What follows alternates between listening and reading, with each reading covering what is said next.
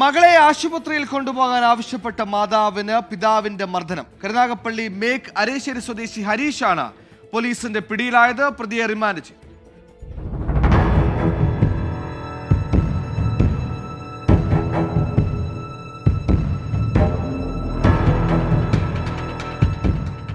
കഴിഞ്ഞ ശനിയാഴ്ച രാത്രി 10:30-ഓടെയാണ് സംഭവം. മദ്യപിച്ചെത്തിയ ഹരീഷ് കമ്പിവടി ഉപയോഗിച്ച് കതക് തല്ലി തകർത്ത ശേഷം ഭാര്യയെ അതിക്രൂരമായി മർദ്ദിക്കുകയായിരുന്നു. സുഖമില്ലാതിരുന്ന മകളെ ആശുപത്രിയിൽ കൊണ്ടുപോകാൻ ആവശ്യപ്പെട്ടതിലുള്ള വിരോധമാണ് ആക്രമണത്തിലേക്ക് നയിച്ചത്. ഭീഷണി മുഴക്കിക്കൊണ്ട് രശ്മിയുടെ ശരീരമാസകലം ഇരുമ്പ് പൈപ്പ് കൊണ്ട് മർദ്ദിച്ചു പരിക്കേൽപ്പിച്ചു. മർദ്ദനത്തിൽ ഇരു കൈകൾക്കും കാലുകൾക്കും മുറിവും ചതവും സംഭവിച്ചു.